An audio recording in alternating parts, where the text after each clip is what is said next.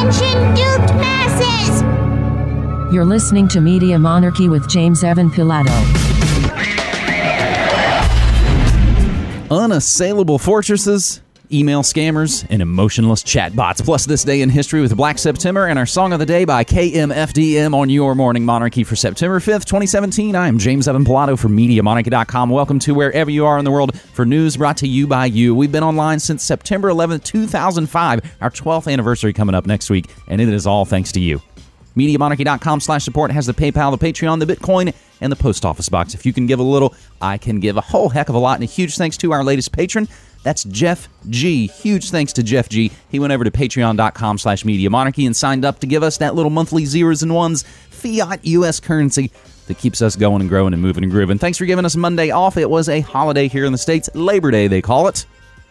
And hopefully you had a fantastic time. If you had that day off, we went to a little barbecue and enjoyed the smoke, as it is quite smoky up here in the Pacific Northwest. Here in Portland. I know our friends up in Washington and also up in even British Columbia. And I will have a space story about British Columbia in just a few minutes. But talking about this weather, I actually got an email from listener Pete. He's up in Cascade Locks. Now, you've heard me maybe mention Cascade Locks before because that's where they fight over the water. Nestle's been all up in Cascade Locks. Hi, James. 2 days into the Eagle Creek fire now, and I'm holed up across the river in Stevenson at the Skamania County Fairgrounds with much of my community from Cascade Locks. Lots of tents and RVs. Everyone I know is here. So's the Red Cross. Thanks, government. Since the ordeal started, it's been a nervous game of watch and wait. Talking about the Columbia River Gorge fires, and he actually even included some pretty stunning and harrowing photographs in this. So, Pete 7, stay safe out there, buddy. Hope you're safe. Hope our buddy Chef Jake up to the north. And we went to a friend's barbecue last night, and I'm sure you've got some friends or family or bosses who essentially blame every single thing on America's next top president. It's probably why the brats got overdone. Oh, that damn Trump. I left the wieners on the grill too long. And they blame even this forest fire. Now, we've had the smoke and the haze from British Columbia for now several weeks, if not months. Even when we went up to Pickathon last month, we could see it pretty hazy. Now, this is a new fire much closer to us here in Peak, Portland. Essentially, the Columbia River is the border between Oregon and Washington. So even our friends blaming the latest fires on Trump, but I'm pretty sure hikers say Columbia River Gorge is burning because teenage boys were tossing firecrackers off a cliff. Cell phone video shows police detaining 2 teenagers in minutes after blaze begins, and they even knew this at the party. Oh no, it's fireworks, but it's still Trump's fault. Day hikers who saw the first stirrings of a Columbia River Gorge wildfire that has burned 3,200 acres say it was apparently started by 2 teenage boys throwing firecrackers off a cliff. The wildfire has consumed fir forest in one of Oregon's most scenic areas, stranded more than 150 hikers overnight, and now threatens the gorge town of Cascade Locks, where our friend Peter is. As the fire enters its 3rd day, and again, we're grabbing this actually yesterday, so it's now in its 4th day, witness testimony and video footage are beginning to paint a clearer picture of what happened Saturday afternoon to start the blaze. And it had nothing to do with politics.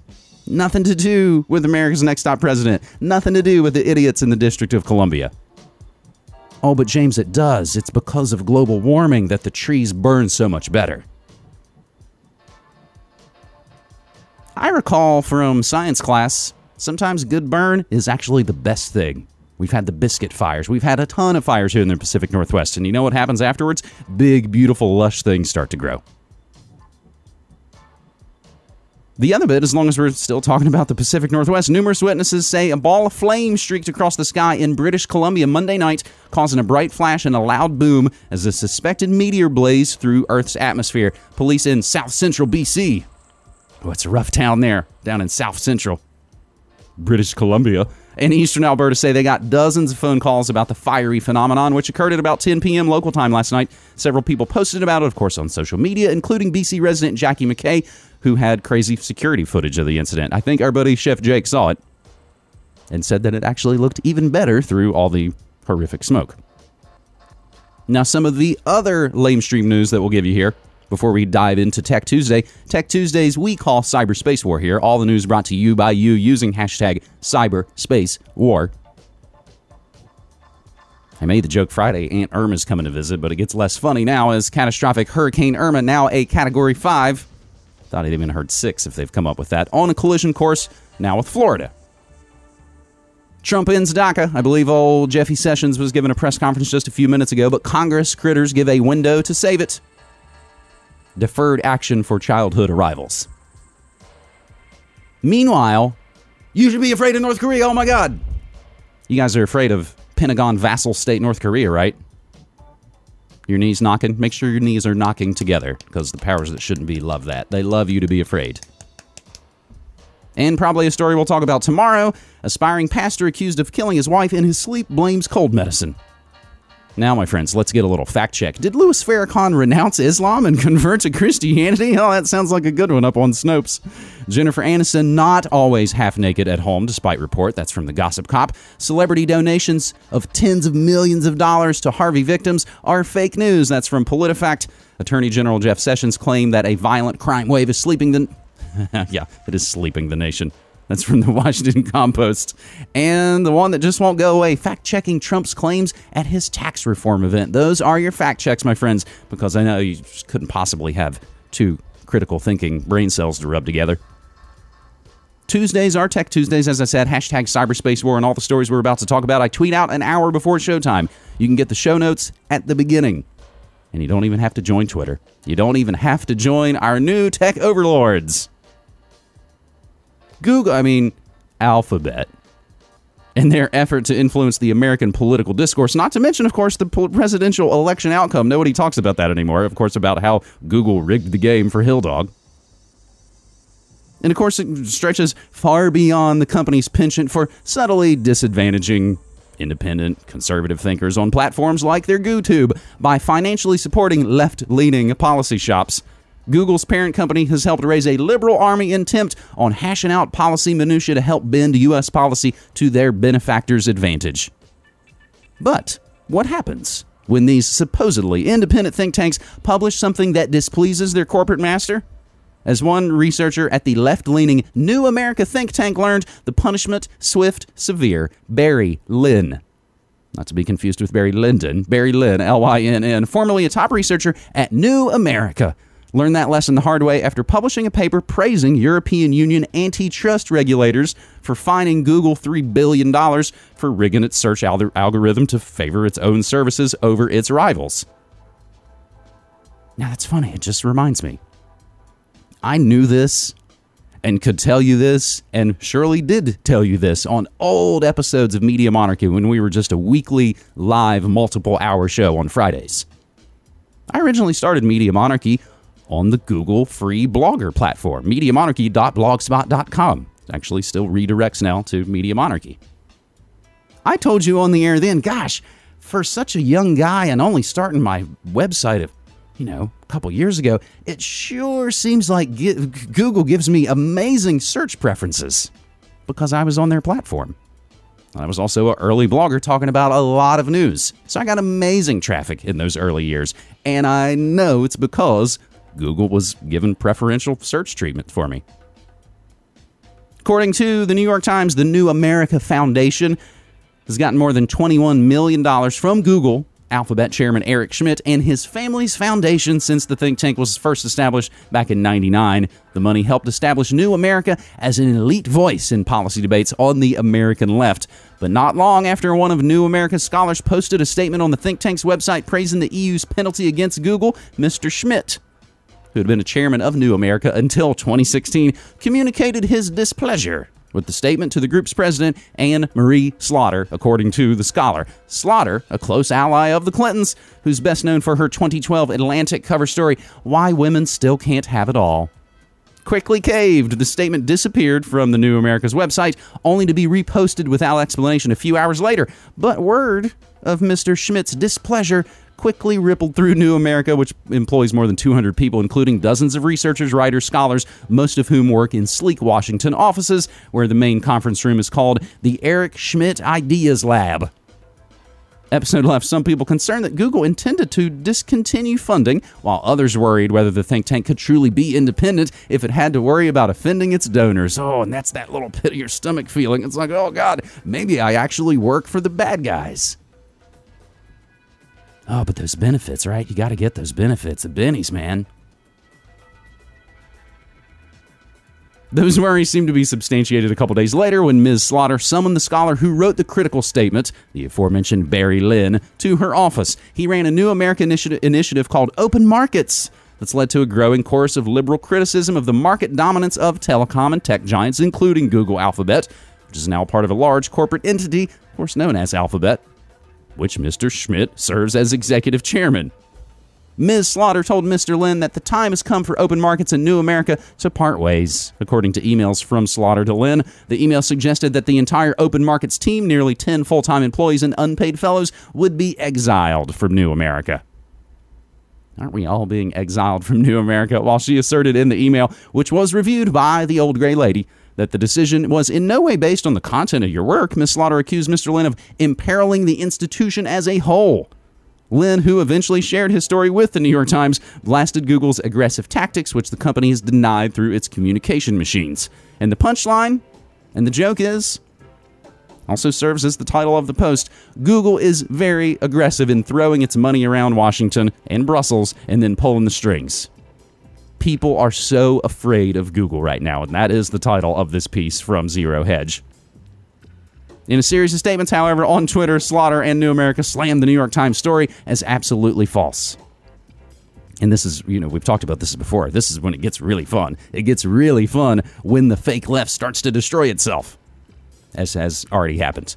In a separate email sent last year, Slaughter castigated Lynn for organizing a conference where he intended to criticize tech companies' hegemonic influence.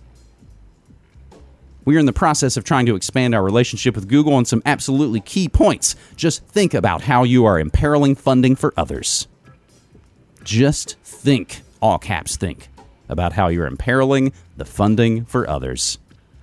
Slaughter is now reportedly helping the Open Markets team secure financing for a new, separate nonprofit entity. However, no money will be forthcoming from Google, who spent $9.5 million on lobbying during the first half of 2017, more than almost any other company. It's helped organize conferences at which key regulators overseeing investigations into the company were presented with all the great pro-Google arguments, sometimes without disclosure of Google's role in funding New America. Companies also donated to more than 170 groups across the political spectrum, according to voluntary disclosures on its website. And all that crap about not being evil. Or, as is said in the chat, Google-funded think tanks equal intellectual bodyguards for the juggernaut. And that's how it goes.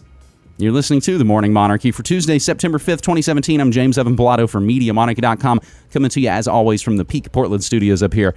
Hope you share the link, MediaMonarchy.com/listen. One good bus deserves another. We'll jump from Zero Hedge over to the New Eastern Outlook, who continues to say Google wants to be Big Brother's eyeballs on you. All us internet gurus knew this since before the NSA was found out spying on everybody, but now the Mountain View boys are more determined than ever to filter your information and to obliterate any semblance of truth reaching people.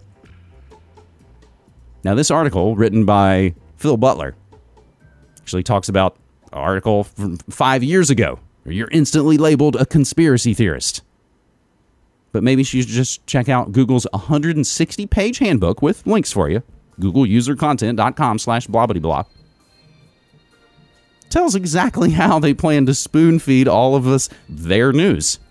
Lengthy handbook is a heavy read for the average person, but it does lay out pretty Orwellian machinations of pretty much like our U.S.-funded friends, the Nazis. The instructional on page 108, where Google dictates who does and does not meet rating criteria. The section under fails to meet is a steamrolling of the free press and suggesting hiding certain kinds of sites. Quote, pages that directly contradict well-established historical facts, e.g. unsubstantiated conspiracy theories, unless the query clearly indicates the user is seeking an alternative viewpoint. They are manipulating the search results and always have been. TruthStream Media made a video about the new Big Brother effect. Government slaves did their take as well. Government slaves suggest alternatives to using Google search. For those refusing the totalitarian tendencies, might try Yandex, DuckDuckGo. Government slaves also list 400 sites for independent news outside of Google's matrix. My advice for everyone is to start making the transition away from Google and Facebook now, if you haven't already. John W. Whitehead even wrote back in 2014, just look around you. It's happened already. Thanks to an insidious partnership between Google and the National Security Agency that grows more invasive and more subtle with every passing day, we, the people, have become little more than data consumer commodities to be bought, sold, paid for over and over and over again. However, we look at all that and we, of course, we joke and we quote Kent Brockman, and I, for one, welcome our new tech overlords to beat me and whip me while I toil in their salt mines. But what if, let's entertain this notion for a moment. What if, as our friend Apollo Slater said, Silicon Valley is not an unassailable fortress? What if it's not this unbeatable Goliath? What if it's actually a rotting husk waiting to be replaced? So let's think about this through the prism of a couple of different stories. And while we squeeze the Juicero, the company that hoped to be the Apple Incorporated of cold-pressed juicing is now dead at the hands of, well, your hands. Silicon Valley startup Juicero, which I assume it's pronounced Juicero. It might be Juicero, but I like Juicero. It sounds a little more fantastic. Silicon Valley startup Juicero announced Friday, of course, that's dumping day, where maybe a lot of you didn't know that actually Walter Becker of Steely Dan died. R.I.P. Walter Becker. Silicon Valley startup Juicero announced Friday that it is suspending the sale of its Juicero press and the produce packs the juicer uses immediately. On its website, the company explained to customers it had tried to develop a manufacturing and distro system that would result in lower costs to consumers. During this process, it became clear that creating an effective manufacturing and distro system for a nationwide customer base requires infrastructure that we cannot achieve on our own as a standalone business. We are confident that to truly have the long-term impact we want to make, we need to focus on finding an aquifer with an existing national fresh food supply chain who can carry forward the Juicero mission. Juicero said it sold more than 1 million produce packs to date, and that for the next 90 days, it'll offer refunds for its Juicero press, which at one point cost up to $700 for consumers and more for businesses. Subscribers to the company's Juice Pack program will receive their final delivery next week, possibly this week. The once promising startup hit a serious snag back in April after Bloomberg revealed that the company's juice pack did not need a specially designed press to squeeze the juice out of it, just a good pair of hands. The price of the juice press had fallen to $400 rather by the time that report came out, and by July, Juicero was announcing layoffs. The packs, which cost about $5, $7 each, were only available through a subscription service that required the purchase of that $400 press. The company had received more than $118 million in 4 funding rounds from 17 investors, including, of course, Alphabet Incorporated, Google Ventures, Campbell Soup, Kleiner Perkins Caulfield and Byers. But then, of course, calls into the company's San Francisco headquarters went unanswered Friday.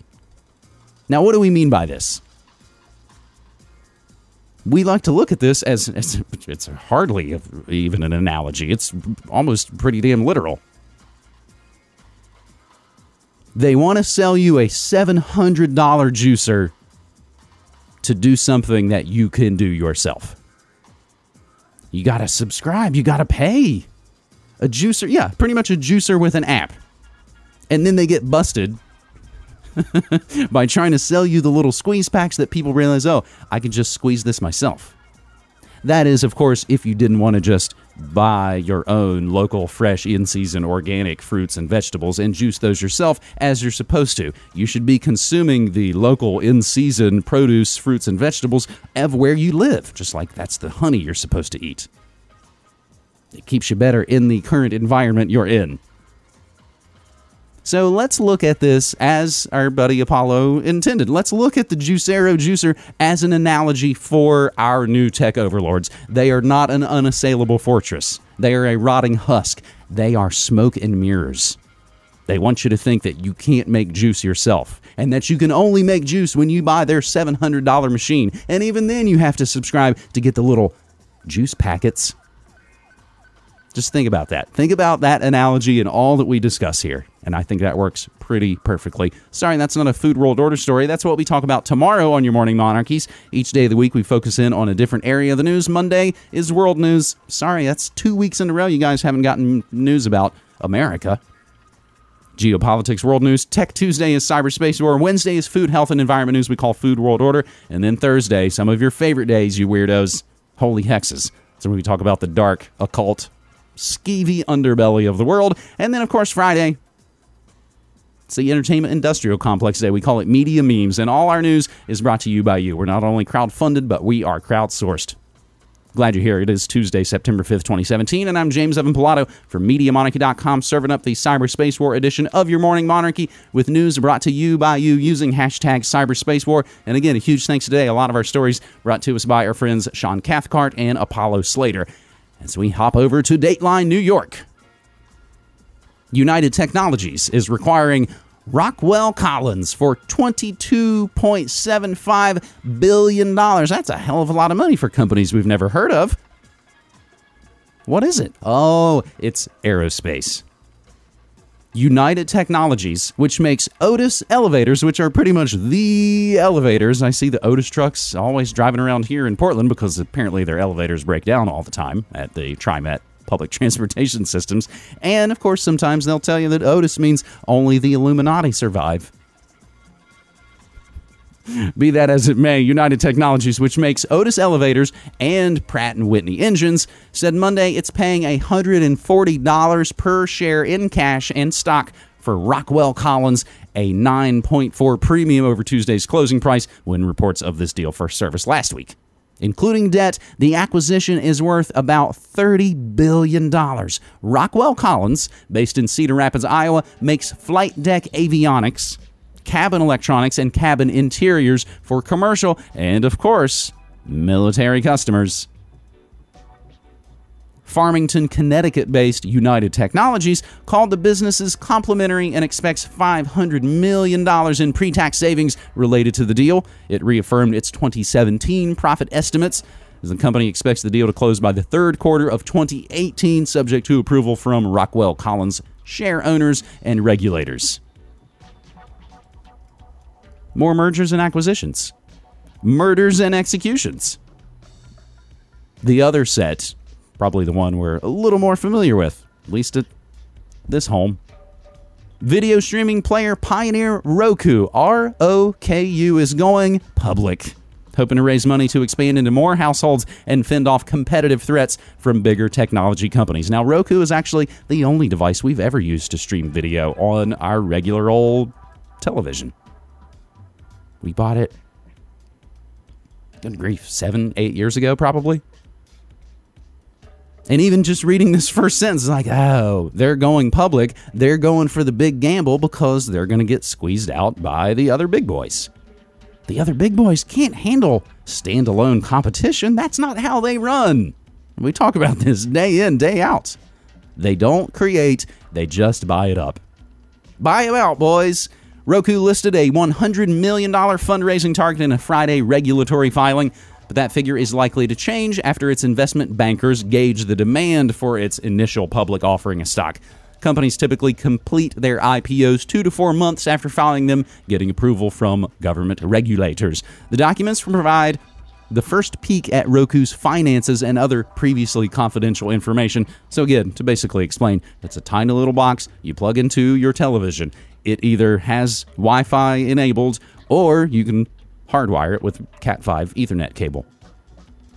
It's basically the little box that lets you stream Netflix or Amazon or YouTube or RT or a million other channels.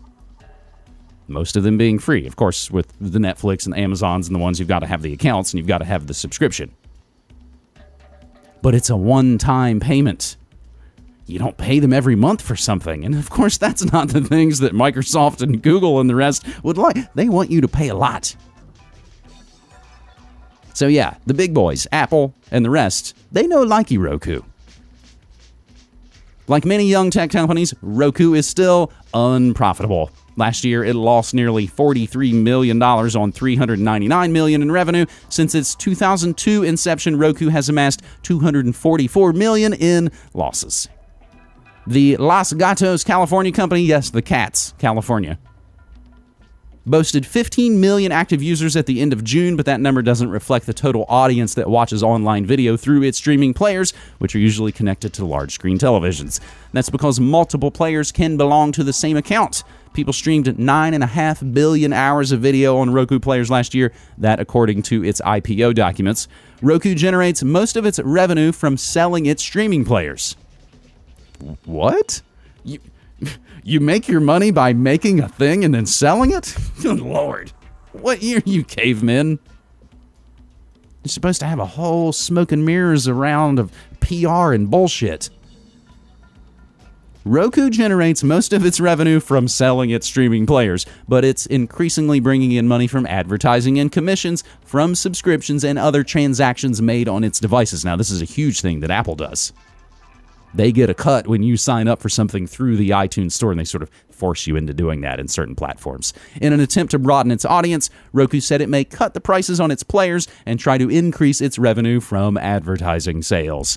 Pursuing that strategy may require more money, one of the reasons that Roku is going public now.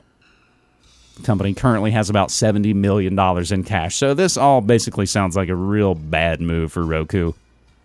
Okay, we've got $7 million. Let's go up to the craps table at Google Casino and see how this works. Let's hold our breath.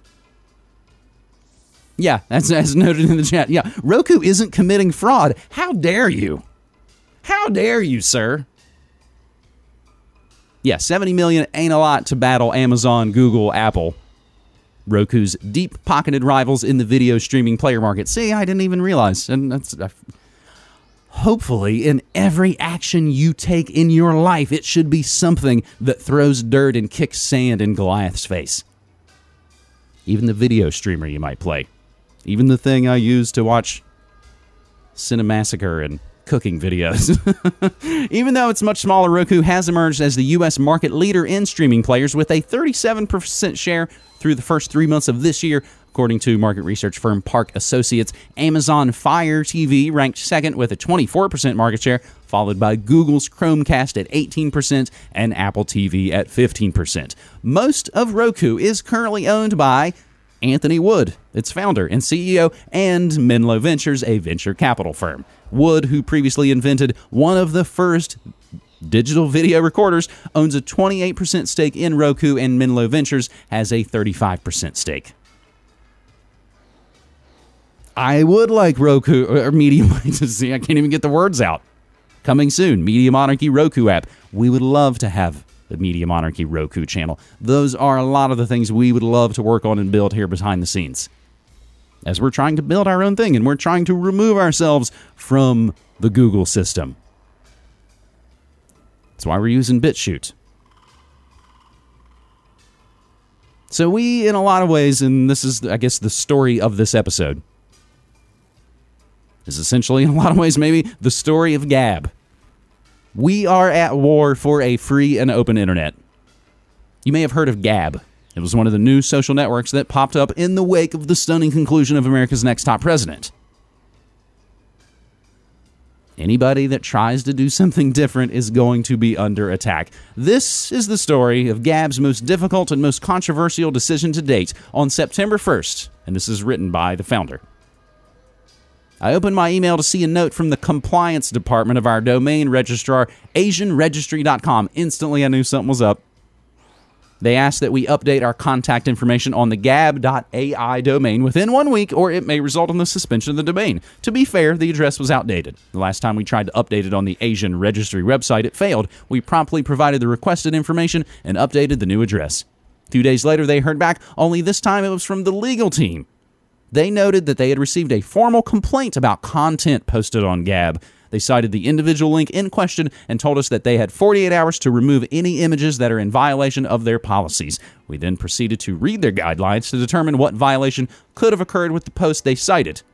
They followed up with the legal team to get some clarity about specifics about which clause was violated. The only thing that stuck out was the following vague and ambiguous clause, quote, Instra Corporation prohibits unlawful use of a registered domain name or product service we supply in a manner that is harmful, threatening, abusive, harassing, defamatory, or hateful against another party. This includes, but is not limited to, hate speech, discrimination, or harassment on the basis of gender, religion, sexuality, or race.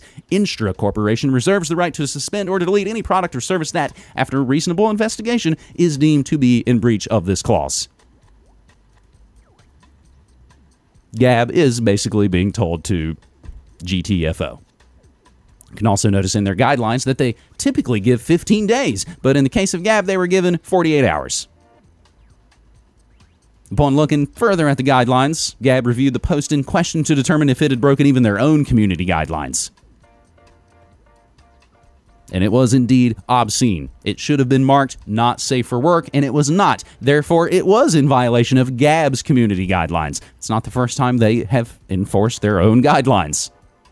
Gab has banned users for spamming, making death threats to the president, posting revenge porn, doxing, and the rest. They've been transparent and incredibly fair about that on many occasions. But now they're basically in the situation where remove one post or lose your domain, thus your entire website, thus your entire business. So the choice to Gab was clear. The post has to come down. If it doesn't, you lose your domain. To my knowledge, there are no free speech domain registrars, and that's a massive problem. Our only other option now would be to play a cat and mouse game by transferring our domain to another registrar. Others who have attempted to play this game have failed and have even had their domain seized completely out from under them. Gab will not play those games. They have little choice for now. The free and open internet as we know it is under attack. It is centralized and controlled by no more than a handful of companies who provide the key services of hosting, DDoS protection, payment processing, domain registrars, and mobile device hardware and software distro. Without any of those things, an individual website cannot possibly compete and operate at scale. If left unchecked, these centralized platforms will continue their dominance and control the means of all information, personal data, and communication on the internet. It's not too late. And this is what we're up against right now. All the new alternatives have been built and are being built. The alternatives and the choices and the change are there. You're listening to The Morning Monarchy for Tuesday, a Tech Tuesday, Cyberspace War Day, September 5th, 2017. I'm James Evan Pilato from MediaMonarchy.com.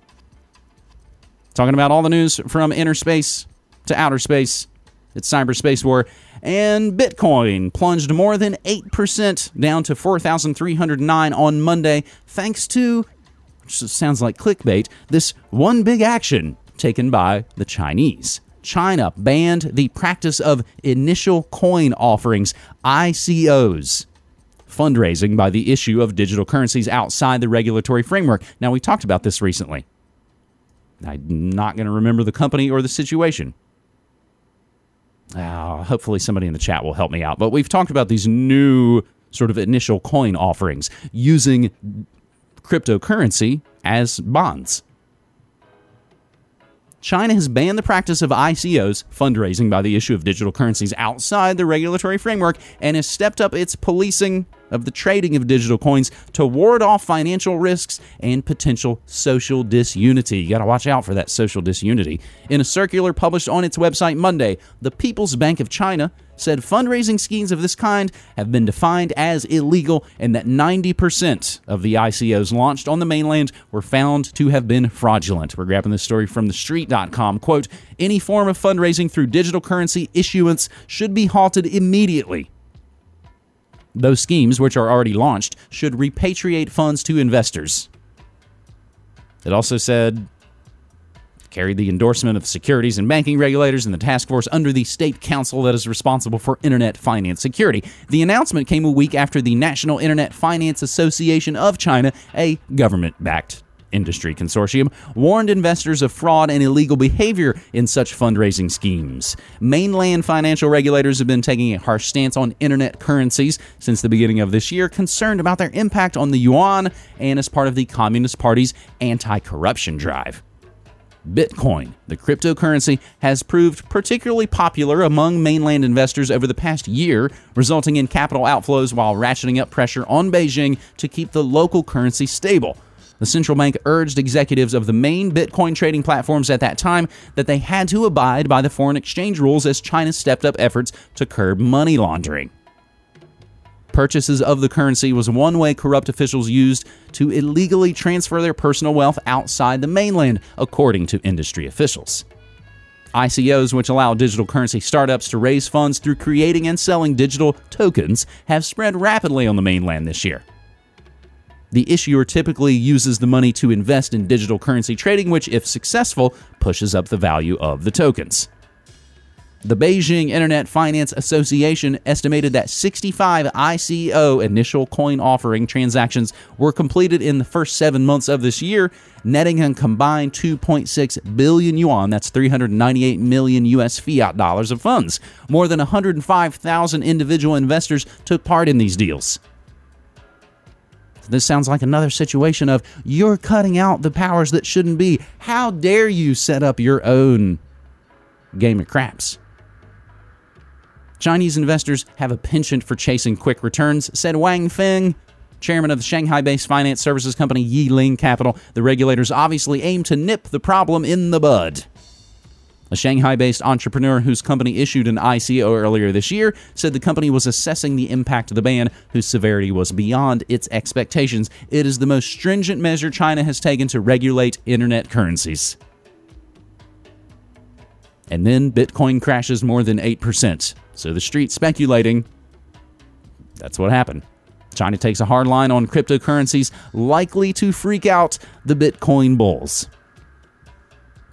Now, as we continue looking at stories using hashtag cyberspace war, we can have at least a little bit of fun. I'm not familiar with Josh Billinson, but he's verified on Twitter, so he must be something important. He's got a little bit of fun, and this story was shared with us by our buddy over in the UK. He's on the tweets at DazAltTheory. An email scammer kept asking for a copy of someone's passport. Josh Billinson. So Josh Billinson sent him a copy of Jason Bourne's passport. Jason Bourne being the CIA character in those popular movies made by movie directors who do things about the CIA, like Doug Liman. Sidebar. Is Doug Liman's new America made? Is that new Tom Cruise movie already out? I saw ads for it in NME, like they've already dumped it in the UK and it's not playing here in the States yet. Riddle me that. So basically, Josh Billinson sent a fake, phony Matt Damon Bourne identity passport to this email scammer, who then replies back, and of course it's always in all caps. I do not think that I will continue the business with you because everything about you is false. I am sorry. I do not trust you in this business, it was said. So that's really sad. So he really broke that email scammer's heart. But Josh wrote back and said, so do you still want to be friends, or is that over? Because, of course, in the big pitch that you get in these email scammers, you know, it's, oh, I'm this, and we can be friends, my most trusted friend, and Nigerian princes, and all that stuff. So do you still want to be friends, or is that over? The scammer writes back, and now it's not in all capital letters. We can be friends, but the business is over. I'm only looking for someone who bears the same name with my client to do business with him, not someone who does not have similar name with my client. I want to know that the person that wrote the message that I sent you and how you got my email address. Okay, so they're still working it out. This is also still the reminder, you probably shouldn't always do business with your BFFs. So the scammer writes to Josh again, are you going to send the application letter to the bank or not? And Josh writes back, I'll send the application letter to the bank if you can answer these riddles 3. If you look at the numbers on my face, you won't find 13 anyplace. Riddle number 2, the 8 of us go forth, not back, to protect our king from a foe's attack. And the third riddle, we're 5 little items of an everyday sort. You'll find us all in a tennis court. Answer these riddles for me, and I'll send the letter to the bank. Those are riddles from my lovely wife, Cassie's favorite movie, Batman Forever. And then the scammer actually answers the riddles. So this is kind of one of the most hilarious interactions. An email scammer kept asking for a copy of a passport, so they decided to have a little fun. And they ended up having a lot of fun. And we often talk about this. What happened to all the pranks Jello Biafra called it monkey wrenching the New World Order. Last couple of stories here using hashtag cyberspace war in some ways will transition us into tomorrow's food, health, and environment news as we ask the musical question, and actually these last two stories both coming from Australia, coming from listeners sending news. And again, you don't have to tweet the news using the hashtag. You can even just email it, james@MediaMonarchy.com. What are the ethical implications of intimate human-machine relations? This is coming from the ABC out of Australia. Machines are being used to streamline everything from cleaning to medicine, but can they help ease loneliness in an increasingly isolated world? Scientists at Robotronica, Australia's largest one-day robotics festival being held in Brisbane, are exploring if deeply personal connections can be fostered between humans and artificially intelligent machines and the potential impacts. Research published this month by the American Psychological Association warned loneliness and social isolation may be a greater public health hazard than obesity. American robo-ethicist from the Georgia Institute of Technology, Professor Ron Arkin, believes a future with companion robots is probable. And now is the time to discuss the ethics of forming close relationships with the machines. The advent of robots pose many risks to our future, and intimate robots is one of the top concerns, Professor Arkin, a visiting fellow at the Queensland University of Technology, said. Professor Arkin said current relationships with robots were still largely task-driven. We give them a job, and we expect it to be done.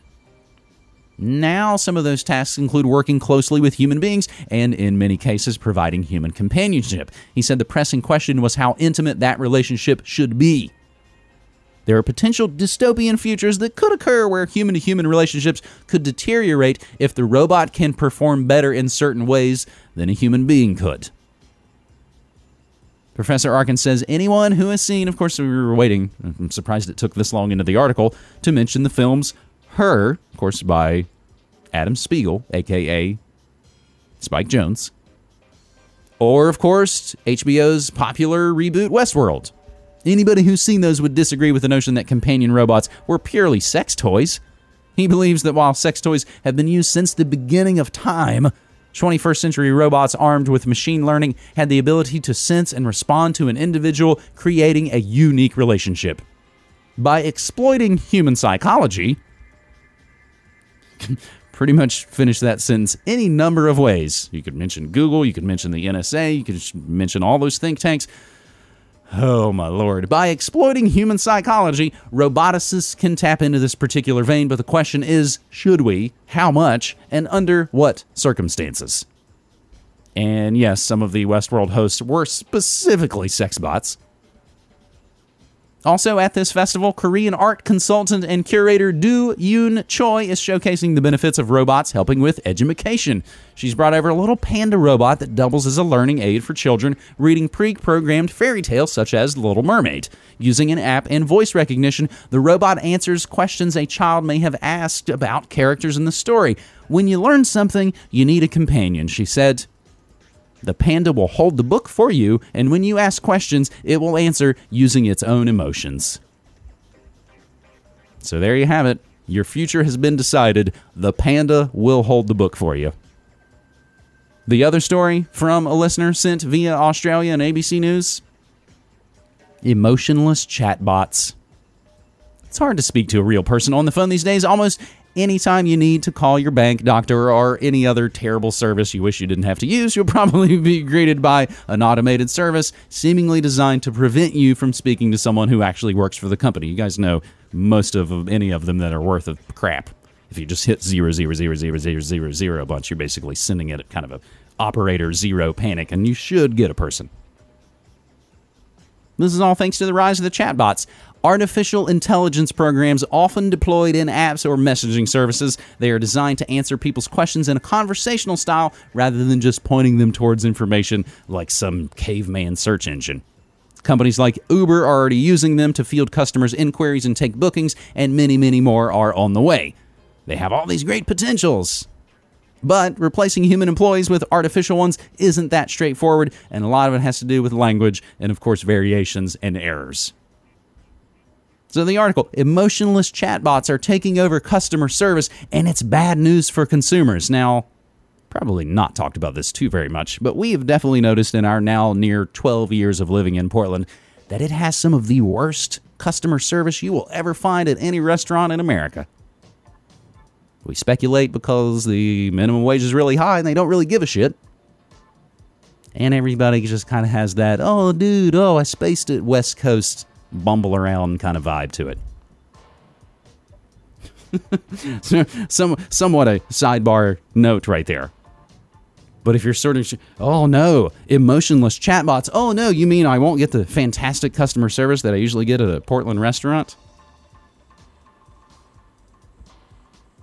The problem is, a lot of those people waiting on tables are, in a lot of ways themselves, emotionless chatbots. And that's your cyberspace war news, my friends. All of that you can find using hashtag cyberspace war. And again, we always tweet out the stories we're going to talk about about an hour before showtime, so you can get those and you can follow along as you listen live. Hopefully you're listening live. We love it when you listen live. We appreciate you whether you are in a garden, in a car, in a cube, whenever, wherever you are. We're glad you're here. Look who busted out a long-awaited episode of Good News Next Week, y'all. Even though we were off the air yesterday for broadcasting for a little Labor Day holiday, we still managed to bust out an episode of Good News Next Week. Some of the ways that we are winning solutions-oriented stories, and it's called Build Your Own Human Chain, where we also talk about massive, massive changes to the cannabis laws all around the country, blessing boxes popping up all over the place, and more positive things that people are building on their own. Decentralized, voluntary. That's how it works.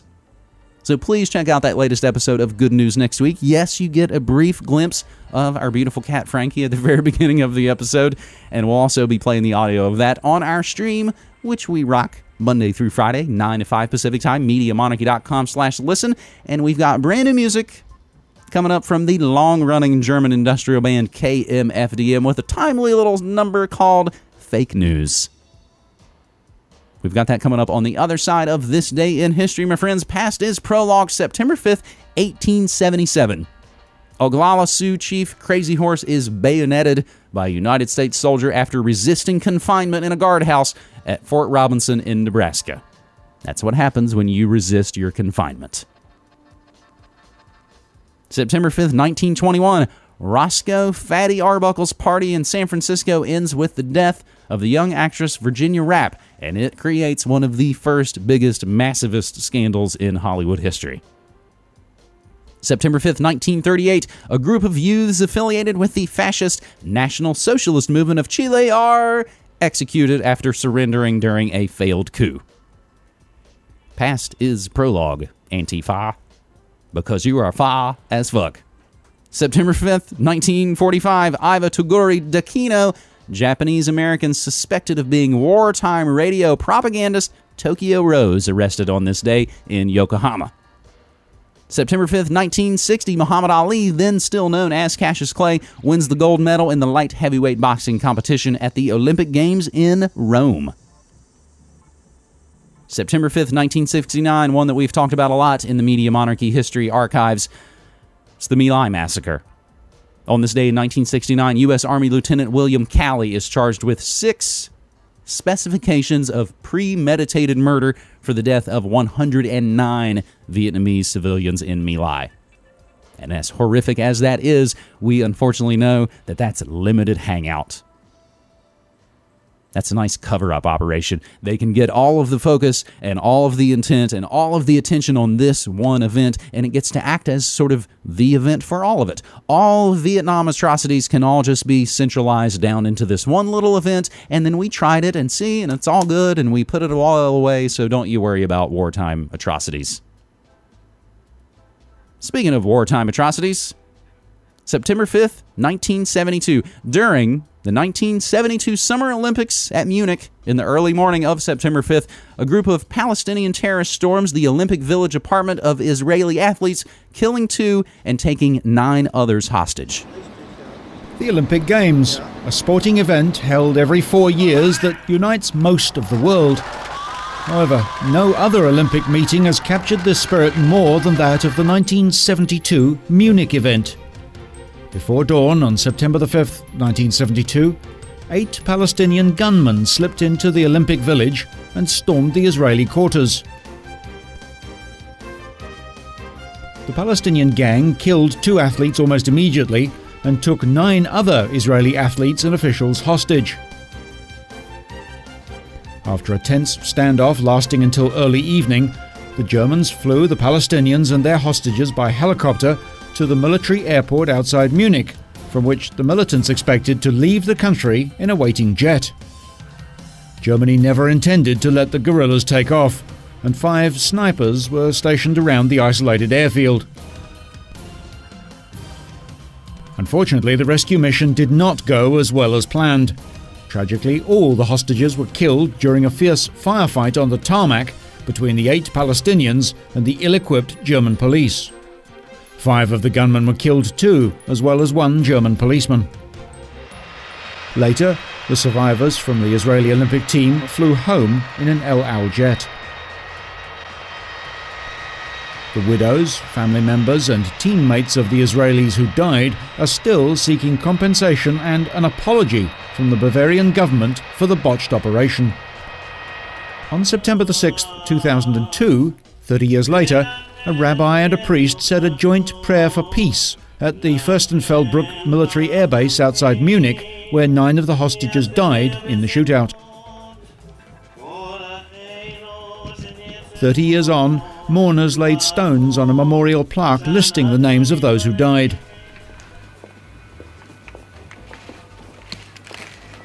Several speakers at the commemoration noted that the September 11 attacks on the World Trade Center and the Pentagon and the ongoing violence in the Middle East showed that extremists still threatened global peace 30 years on. Security at the 1972 Munich Olympics was purposefully low-key, as Germany sought to show how much it had changed since Adolf Hitler flaunted his power at the last games held in the country in 1936. In late 2005, Steven Spielberg's movie Munich opened. The movie, a suspense thriller, was set in the aftermath of the massacre of 11 Israeli athletes at the Munich Olympics. Inspired by true events, the film follows a secret Israeli squad assigned to track down and kill the 11 Palestinians suspected to have planned the Munich attack. Another Olympic event that carried dark overtures was also held in Germany. It was the 1936 Games. During July 2004, Berlin's refurbished Olympic Stadium was reopened with festival ceremonies in the hopes the arena's image would become less burdened by its Nazi past. Well, that's going to be tough with your Nazi past when you're dealing with the Olympics, because all the iconography and every bit of it is based on the Nazis. September 5th, 1972, they call it the Munich Massacre. Palestinian terrorist group called Black September attacks and takes 11 Israeli athletes hostage at the Munich Olympic Games. 2 died in the attack and 9 more murdered the following day. And yes, of course, you can watch the giant propaganda story put forth by master propagandist Steven Spielberg. Continuing to look at this day in history, September 5th, 1975, Lynette Fromme attempts to assassinate U.S. President Gerald Ford on this day in Sacramento, California. That's right, one of the Manson kids. Now, Lynette Squeaky Fromme would actually be put into prison at the women's prison, the Alderson Women's Prison in the middle of West Virginia. I think I've probably told you the story that she does actually, I'm not sure when that happens in history, she escapes from that not maximum security prison. And I remember as a little kid in West Virginia hearing, like, oh my God, one of the Manson people are loose. September 5th, 1977, NASA launches the Voyager 1 spacecraft on this day. It's got awesome music, it's got Carl Sagan, and now it's pretty much left our solar system. September 5th, 1978, Menachem Begin and Anwar Sadat begin peace discussions at Camp David, Maryland. They call it the Camp David Accords. September 5th, 1986, Pan Am Flight 73 with 358 people on board is hijacked at Karachi International Airport. That same day, September 5th, 1986, Dire Straits of Money for Nothing wins the MTV Award for Best Video, probably because it talks about MTV a bunch. September 5th, 1987, American Bandstand gets canceled after 30 years. 1988, September 5th, the Smiths posthumously released their only live album, Rank, on this day in 1988. September 5th, 1991, the current international treaty defending indigenous peoples, Indigenous and Tribal Peoples Convention 1989, comes into force. September 5th, 93, Guitarist Dave Navarro joins the Red Hot Chili Peppers when they should have probably been hanging it up. 1996, Capitol Records releases the Beatles anthology video set. Over 10 hours of material make up the set. I believe even Corbett and I were talking about it the other day. After the anthology, that was pretty much everything you would always need from the Beatles. Finally, September 5th, 1996, that same day, Beatles anthology came out. Hurricane Fran made landfall near Cape Fear, North Carolina, as a Cat 3 storm with 115-mile sustained winds. Fran caused over $3 billion in damage and even killed 27 people. The only thing published to MediaMonarchy.com a decade ago today was another episode of Outside the Box with our former Portland friend Alex Ansary. And celebrating birthdays today, September 5th, Daryl F. Zanuck, one of the builders of the Hollywood system. It's also John Cage's birthday. He died back in 92. It's also Jack Valenti's birthday. He died in 2007. You might remember Jack Valenti from running the MPAA. You might also remember him being on that plane where they're flying LBJ and he's getting sworn in and they're all winking at each other. Yeah, Jack Valenti's right in there. He's not the one winking, but he's the one right next to the guy winking at LBJ. It's Bob Newhart's birthday, and he is still kicking it. It's also William Devane. I always like that guy. Raquel Welch, Werner Herzog, Al, Year of the Cat Stewart. It's also Loudon Wainwright III's birthday. Buddy Miles from Band of Gypsies. It's also Kathy Geiswhite's birthday. She created the comic strip Kathy.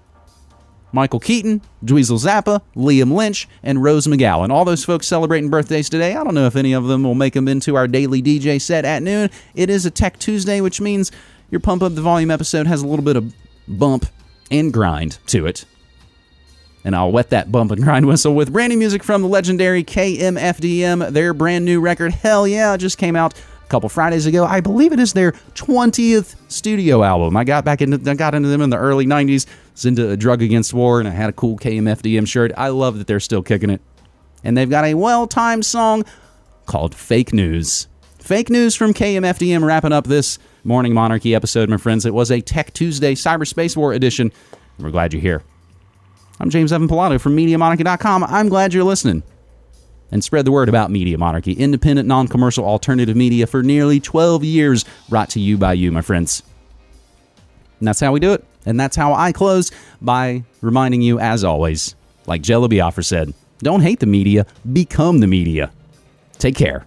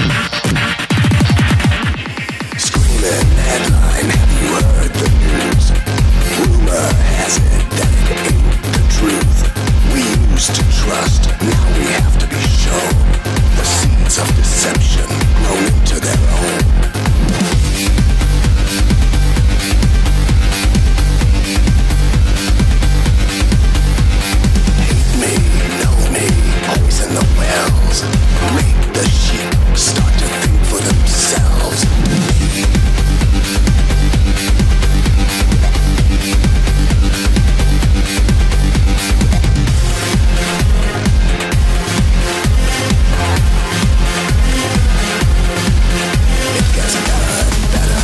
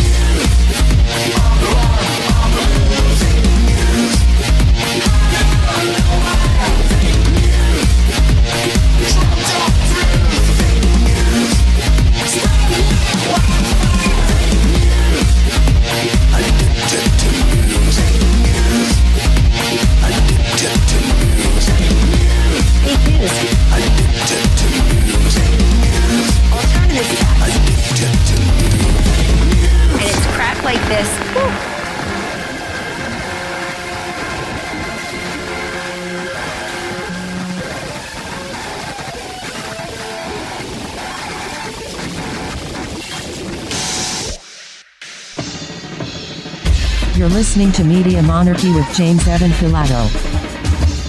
Since 2005, Media Monarchy has covered the real news about politics, health, technology and the occult, all remixed with music and media that matters. Go to MediaMonarchy.com/support and become a monthly subscriber so you can help keep independent, non-commercial, alternative media going and growing. Thanks.